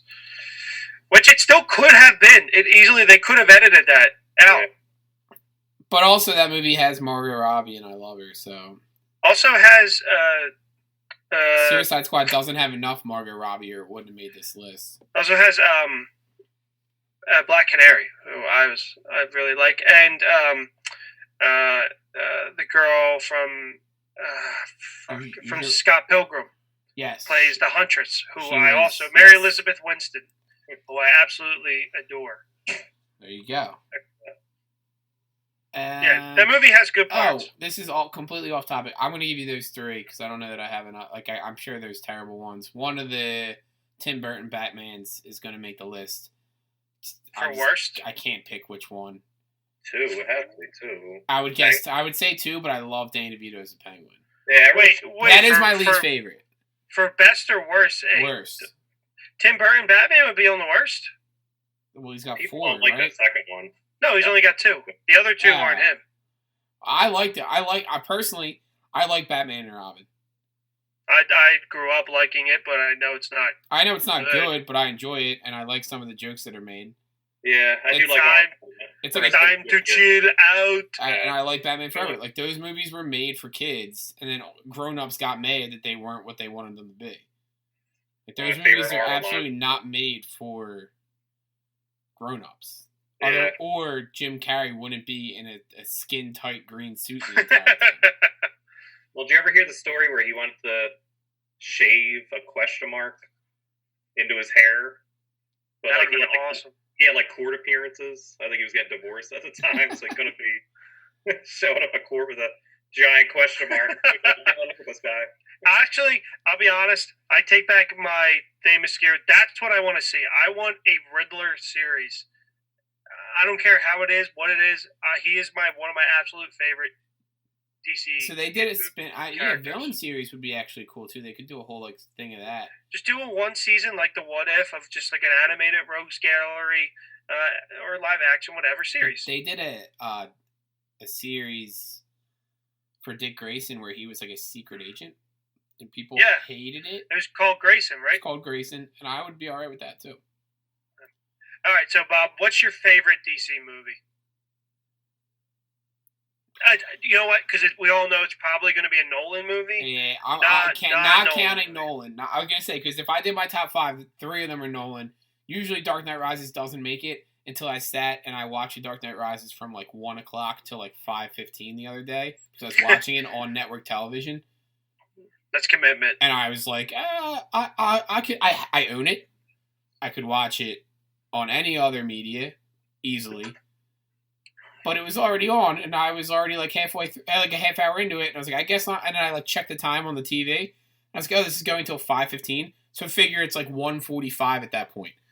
And I'm like, oh, this is going until 5:15. I guess I'm not doing anything until 5:15, and that's what I did with my day. And I liked that movie. I didn't like it in theaters because you couldn't understand Bane. Yeah. But on television, you can understand what he's saying. So, like that, they would probably be. It would probably be top 3, and then Wonder Woman, Shazam, interchangeable. Like I really, Shazam was well done. enjoyed Shazam. I was gonna say I would like Shazam to be a TV show, Man, but I think that they did a good enough a job with the movie, and then they're gonna do Black Adam. I guess the movie was like 15 minutes too long at the end with the fight scene. Yeah, I thought it was just a little bit too long. Them being Shazam's too was too much. Well, that's. I don't know why that didn't work for me. I was like, that's the Jeff Johns thing that he created. Yeah. I guess that could have been part of the sequel. Save that for the second one. Yeah, true. Just introduce Shazam first, and then have that happen later on. All right, Marvel. Did we miss anything with the DC drama? Yeah, ask me my worst 5. Oh shit! What's your worst one? Sorry, buddy. Snyder Cut, Future, Snyder Cut. Aquaman 2, yeah, Flashpoint. Flash is going to be bad. Flash is going to be fucking bad. It is cool Michael Keaton's back. Hopefully that spins off like a Batman Beyond series. Yeah, that would be awesome. That is cool. Aquaman should probably be in my worst 5 too, by the way. Flash is going to be running through the Time Force. They're going to show Michael Keaton for a second. And they'll be like, oh, all the fanboys. Like, there he was. best movie ever. Yeah, DC fanboys will go crazy. Like, Marvel never did this. Yeah, look, say what you want about Marvel fanboys. DC fanboys are some of the worst people on the planet. DC fanboys will kill you. They'll probably listen to this episode because of our hashtags. And I want them to. When we say we hate Zack Snyder. I want them to comment, and I want them to at me, and I'll start fights on Twitter. Yeah. You can put my Twitter handle on this one. Yeah, I don't ever let RP put any of my social media out there when we promote this the podcast. Well, I'll put your Twitter handle. If any issues from DC fanboys, please direct directly to me. Sounds good. I'll admit I'm a Marvel fanboy for sure, but I can admit when things are not good, like Iron Man 3 or Thor 2, even Captain Marvel. Thor 2. I was going to say Ant-Man 2 are the worst. Remember when I said I don't like Ant-Man 2 either. Remember when I said really earlier that still a good movie though. You can pretty much find something good in every movie. Thor 2, it's hard. Thor 2, Loki. Yeah. I know, but it's like it's few and far between. And just Hemsworth being Thor is just so good. Loki finds out his mom dies and has that. But I'm saying it's like a good 3 minutes of Loki, and then it's like not, and then it's like a good 2 minutes of Loki. It's not 20 minutes straight. And the Guardians. So actually, fun fact: Patty Jenkins was attached to that, who did Wonder Woman, and she said, "I'm only going to get one shot at this, and this isn't the movie for me. I don't want this to ruin my career." She didn't think that she could make a good film off of that script, and fucking props to her. Turns out, no one could. Yeah, they got some guy from Game of Thrones. But like Iron Man 3, that entire sequence when Tony's with the kids, or with the kid, like when he's like rebuilding the suit, is gold. I love that whole part. Jerk to the kid, yeah. Not really jerk, but like just very. And it called back because he showed up at his funeral. Yep. And I was like, hey, who the fuck's that kid? And then I realized who it was. I knew who he was, and that's why I was like, it took me a second, but I was like, who the fuck? I was like, oh my god, it's I don't even remember his name, Taylor. The biggest problem with that is how far they zoom in on him. Like if he was standing in the background, I'd be like, oh cool, but they were like, and then, like he's a main point, like he was a main point of that story. Like no, he showed up in Iron Man 3 for. The Guardians are standing there, and then there's this. It's like Pepper Potts, him, Happy, and it's like, oh wow, that kid's important. Yeah, he got more time than his daughter. But all right. Did we miss anything, Marvel? DC sucks. No. Yeah, come at me. Get at me, fanboys. What's your real worst DC movie besides things that haven't come out yet? I think it has to be Man of Steel, which I know is gonna all the fanboys listen. Really? Yeah, it's all right. Over Batman vs Superman? Yeah, because Batman vs Superman has Batman, and like I think I've rewatched Batman vs Superman a couple times, trying to like it. Like that's the thing. I want to fucking like these movies, and I want them to do well. Like I don't want these to do shitty. Like I want them to do well, and I've watched it, and I want to like it, and I try to find pieces, and I do like the end of Batman vs Superman. I like the fight scene. I like Wonder Woman. I like Superman dying is like my favorite thing ever, just because I hate him. But like Superman Returns is just. I don't know. I saw it in the theaters. Wait, no, you said Man of Steel. Superman Returns is your least favorite. Oh wait, hold on. Superman Returns is I forgot about Superman Returns. Man of Steel Superman is Returns, Brandon Ruth. Superman Returns is Brandon Ruth. It's who plays fucking Lex Luthor. Canceled Kevin Spacey. Yeah, Kevin Spacey. I like that one. That one doesn't bother me because it's trying to be the 70s. It's trying to bring back Christopher Reeve's movies, which were actually good. Was when I saw it in theaters the longest movie I've ever seen. Yeah, I haven't watched that movie in years, but I remember I liked it. So what's the Man of Steel is the original DCU. Yeah, that one it just bothers me on all cylinders. Like it just Russell Crowe, long arduous movie. Superman doesn't make sense in that movie. I very much dislike Amy Adams. I like it. I like her, but she's just not Lois Lane. Like it's just. All right. Well, we'll end on that high note. Well, wait, no. Before we end, I know this is going really long. One phrase per person. How do you fix this? How do you fix the dumpster fire that is the DC? We're all saying the same thing. Fire Snyder and fires Jeff Johns. I wasn't saying. Never mind. We're not all saying. Yeah, the same we're all right. You go now, because now I'm afraid. Yeah, what are you gonna say? Flashpoint. Oh, Flashpoint. Just reboot Flashpoint is a good. Hey, it's another DC strategy to just reboot. I was gonna say, here's my thing: stop rebooting. Just fucking follow through. Because the movies still make money. Yeah. Just don't try to do everything at once. In my opinion, you say, all right, we're gonna make a Batman movie. We might make two Batman movies before we make a fucking Flash movie. Batman vs Superman was not good. It made $800 million. Yep. Suicide Squad was not good. It made $900 million. People liked it. I have Will Smith. Can we find people who like these movies? Because I can't. It's like you can. Are they living under rocks? So go to your local comic book store somebody that's actually connected did. to a cigarette shop. Go on and wait for the people to just from the cigarette shop to just walk in and buy anything Deadpool or Venom. Those are the people that like those. Somebody out loud recently, and I forget who it was, said like Suicide Squad's the best movie ever. And they're allowed to have that opinion. They are absolutely allowed to have that opinion. Which is wrong. Which is why I didn't completely call them out and say, "Fuck you, you're an idiot. Don't even look in my direction." But they're the same people where I walk out of the Marvel movies thinking they're the best movie ever. Yeah. So it's fine. And then I realized it's not, but yeah. Like, oh, they're too funny. I'm saying this was recent. This is in the last 2 months, 3 months. Somebody said Suicide Squad's the best movie ever. Well, I hope that person they've had time to sit. Really broke their soul down in quarantine and realized that it was not. And they didn't say it was the best movie, like or like superhero movie. They said like, hey, Gone with the Wind, like Citizen Kane. Fuck that noise. Have you seen Suicide Squad? I'm telling you, I was about to make a comment that this is going to make this podcast go another hour, and we got to end it at some point. We're done here. Yeah, we're done here. Do it. As I say, Gone with the Wind got canceled. It's canceled. I know. I just said it's canceled. But all right, so Suicide Squad took its place on the AFI Top 100. So that's what happened. I would burn down the American Film Institute and just Suicide Squad. Gone with the Wind. Make everybody in the world want to be on a Suicide Squad. Not a good movie. Keep that shit on your hard drive. Marvel, thank you for returning. We are probably going to add you back because Suicide Squad's sliding into number 6 on the AFI Top 100. I want to see where Gone with the Wind stood. Oh God. Next topic. Next topic, we have a plethora. Shane's MIA, so you might as well be one of the unqualified morons. But seriously, thank you again for joining us. Remember, anything else to say before we close?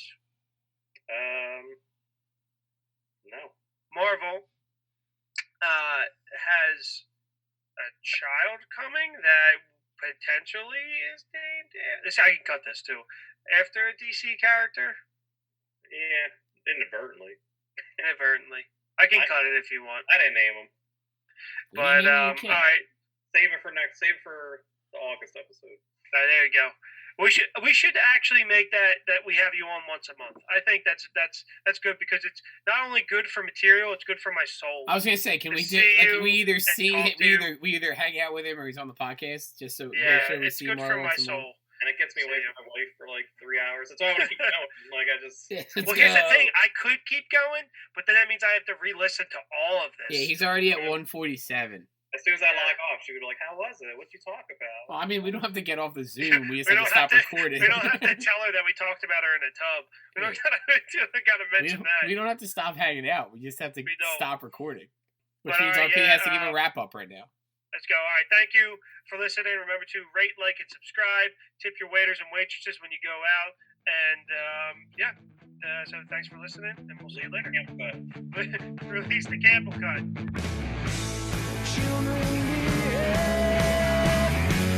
That's what we say when it can watch how you play. They don't understand, and so we're running just as fast as we can. Running on his head, trying to get away into the night. And then you put your arms around me, and we come up to the ground, and then we say, think we're alone now. Doesn't seem to be anyone around. I think we're alone now. The beating of our hearts is the only sound. Look at the way we gotta hide what we're doing. What would they say? Don't understand. And so we're running just as fast as we can. Holding on his hand, trying to get away into the night. And then you put your arms around me, and we tumble to the ground, and then we say, think we're alone now. Doesn't seem to be anyone around. I think we're alone now. The beating of our hearts is the only sound. Think we're alone now. There doesn't seem to be anyone around. Think we're alone now. The beating of our hearts is the only sound. Think we're alone now. There doesn't seem to be anyone around. Think we're alone now. The beating of our hearts is the only sound. That was wonderful. Billy Joe Armstrong, thank you so much. We'll be right back with more of The Late Late Show.